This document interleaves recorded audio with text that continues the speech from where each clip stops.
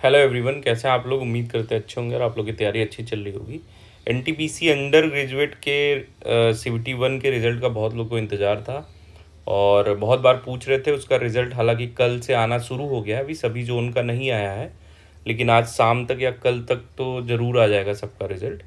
तो रिज़ल्ट तो आ रहा है, लेकिन उसके साथ साथ CBT 2 की डेट भी डिक्लेयर हो गई है। आप सभी को पता होगा कि 17 सितंबर से आपके 17 सितंबर को ही से नहीं, एक ही दिन में आपके CBT 2 के एग्ज़ाम हैं।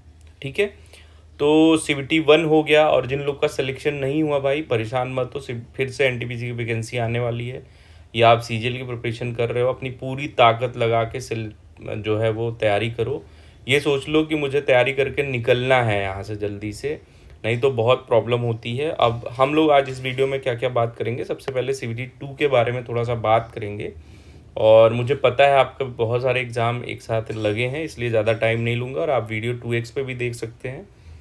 तो ये बात है कि एक बार पूरी ताकत लगा दोगे तो आपका एक एग्ज़ाम जहाँ जिस दिन निकला, और मैं आपको बता दूं एनटीपीसी यूजी के एग्ज़ाम बहुत अच्छे हैं।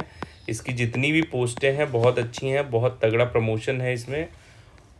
तो पूरी ताकत लगा के पढ़ाई स्टार्ट कर दो। अभी करना क्या है, आपको रिजल्ट आउट हो चुका है, आप लोगों ने देख लिया होगा। कट ऑफ भी आप लोग को, कुछ लोग को लग रहा होगा, कुछ जगहों की गई भी है, जैसे चंडीगढ़ की कट ऑफ 84 नंबर करीब यूआर की गई है, और लेकिन कुछ जगहों की कम भी गई है। तो मतलब औसत जैसे पिछली बार कट ऑफ थी वैसे ही है।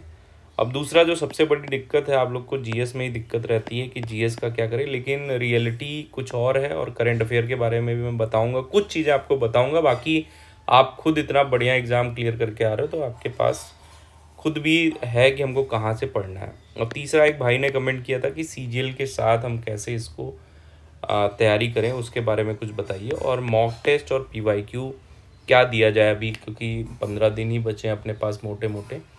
तो सारी चीज़ों पे बात करेंगे, चलिए स्टार्ट करते हैं। सबसे पहले तो रिज़ल्ट आउट हो चुका है कल, यानी 24 अगस्त को रिज़ल्ट आउट हो चुका है।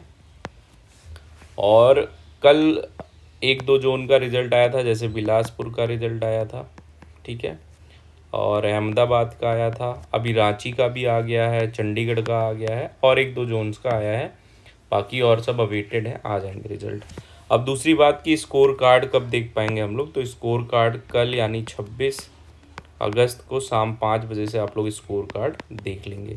ठीक है, मैं फिर एक बार कह रहा हूँ, जिन लोग को सिलेक्शन हुआ है उनको बहुत बहुत बधाई, और जिनका नहीं हुआ किसी भी कारणवश, ये नहीं कि आप कमज़ोर हैं, लक भी बहुत होता है भाई। वनडे एग्ज़ाम में आपका लक साथ नहीं दिया उस दिन, ठीक है, थोड़ा सा और मेहनत करने की ज़रूरत है। और अभी तो CBT 2 मेन खेल है इसमें, ये तो सिर्फ क्वालिफाइंग था।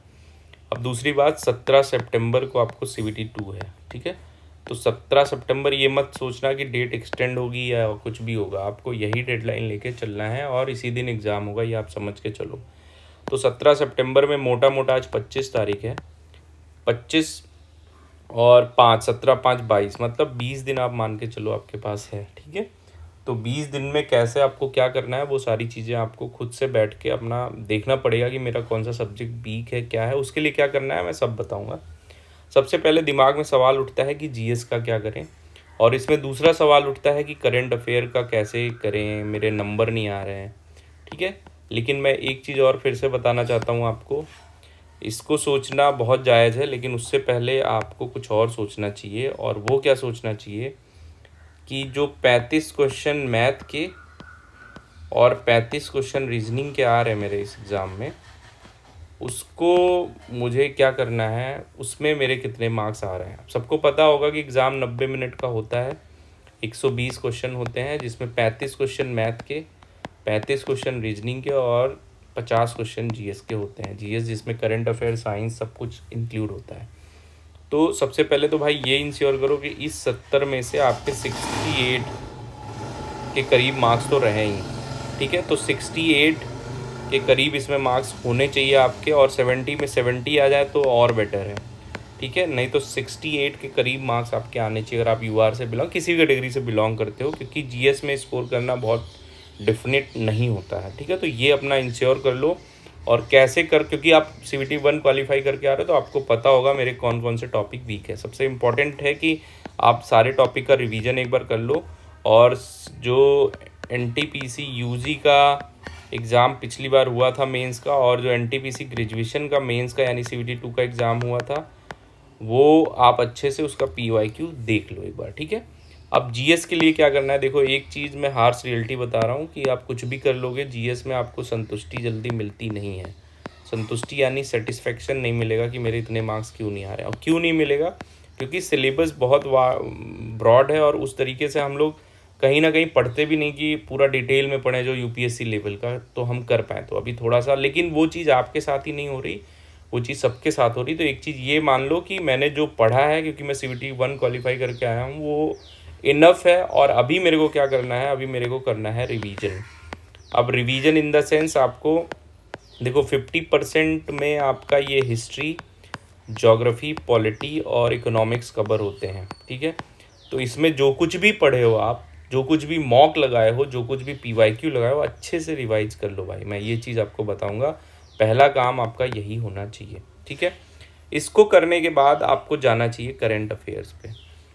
साइंस भी इसी में जोड़ लो, साइंस का भी रिवीजन कर ही लो जो पढ़े हो। करेंट अफेयर्स के लिए क्या करना है कि देखो, आप पहले से या तो पढ़ रहे हो, नहीं भी पढ़ रहे हो कोई दिक्कत नहीं, करंट अफेयर 20 दिन बहुत होता है करंट अफेयर के लिए। तो कुछ लोग के पास स्पीडी होगी और वो सोचेंगे कि हम स्पीडी पूरा 20 दिन में ख़त्म कर देंगे, ठीक है, ख़त्म कर देना। लेकिन एक साल, पिछले एक साल का करंट अफेयर आपको पढ़ना है, ठीक है। ये मान के चलना, पिछले एक साल का करंट अफेयर आपको पढ़ना है। तो स्पीडी पढ़ो, लेकिन उसके साथ साथ मैराथन वीडियो देखो, ठीक है। हर मंथ की आप या तो एक साल का पूरा 1 ईयर का मैराथन वीडियो जो करंट अफेयर में होता है वो पूरा वीडियो देखो, जो 4 घंटे 5 घंटे का हो। और वही वीडियो 2 बार 3 बार 4 बार देखो, बस रटना नहीं है, बस उसको 2 3 4 बार। जैसे पहली बार आपने नॉर्मल स्पीड में देखा, दूसरी बार आप उसको 2x में 1.5 में देखो, फिर 2x में देखो, और उसको बार बार देखोगे तो आपको बहुत हेल्प मिलेगी, ठीक है। तो ये करना है आपको। उसके बाद क्या बचता है करंट अफेयर्स में, और अगर मतलब करना कहाँ से है आपको, तो बहुत सारे चैनल हैं जिस पे आपको मैराथन की वीडियो मिल जाएगी। जैसे स्टडी वाइन्स करके कोई चैनल, इस पे साइंस की वीडियो मिलती है आपको। तो करंट अफेयर कहीं भी देख लो, आपको जहाँ पे लगे अच्छा कि हमको पूरा एक साल का दे रहा है, वहाँ से अच्छे से रिवाइज कर लो, ठीक है। करंट अफेयर, बाकी जो भी इंपॉर्टेंट एनटीपीसी यूजी ग्रेजुएट में, पहले तो आप पीवाईक्यू दे लो, वहाँ से समझ जाओगे कैसे क्वेश्चन आ रहे हैं, ठीक है। अब कुछ लोग पूछ रहे थे कि सीजीएल के साथ पर, देखो अगर आप सीजीएल की तैयारी कर रहे हो, आप जेन्यून कैंडिडेट हो, और अगर आप पूछ रहे हो तो आप जेन्यून ही कैंडिडेट होगे। तो सीजीएल का एग्ज़ाम होना, इसमें आपका क्या है, मैथ रीजनिंग ऑलमोस्ट डन हो जाएगी यहाँ से।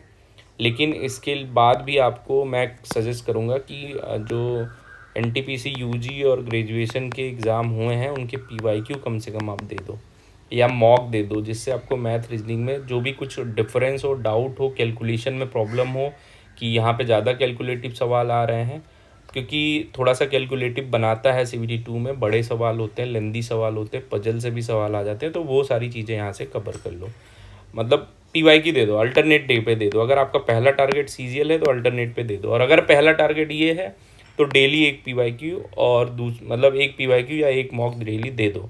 उसके साथ साथ करंट अफेयर आप सीजीएल के लिए भी पढ़ रहे होंगे, इसके लिए भी पढ़ रहे होंगे, जीएस उसके लिए भी पढ़ रहे होंगे, इसके लिए भी पढ़ रहे होंगे, कोई अलग से चीज़ पढ़ने की ज़रूरत नहीं है। थोड़ा सा स्टैटिक जीके वगैरह देख लेना, बाकी जब पीवाईक्यू दोगे तो आपको बाकी कुछ अलग नहीं करना है, ठीक है। ये नहीं कि सीजीएल का एकदम छोड़ ही देना है, मॉक दो सीजीएल का भी, इसका भी दो, बस मॉक दो।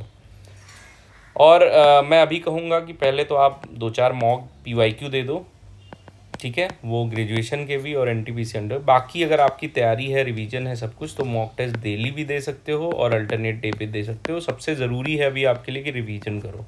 जितना रिवीजन करोगे, जितना अच्छे से, जितना बार बार रिवीजन करोगे, चाहे वो करंट अफेयर हो गया, चाहे जीएस का, चाहे मैथ्स का, चाहे सम्स का, चाहे फॉर्मूले का, सबका रिवीजन जितना करोगे उतना स्ट्रांग आपकी तैयारी होगी। और मॉक टेस्ट एक दिन छोड़ के भी अल्टरनेट डे पे दे सकते हो, और अगर आपकी तैयारी है तो आप डेली भी दे सकते हो, ठीक है। बाकी कोई प्रॉब्लम हो तो टेलीग्राम पे जुड़ जाओ, और रणनीति देखते देखते अपना टाइम मत वेस्ट करो, जाके भाई पढ़ाई करो। सिलेक्शन जिस दिन होना होगा उस दिन हो जाएगा, लेकिन अपना 100% दो, ठीक है। बाद में पछताने को ना हो कि मैंने ये छोड़ दिया था, ठीक है। चलिए पढ़ते रहिए, ऑल द बेस्ट।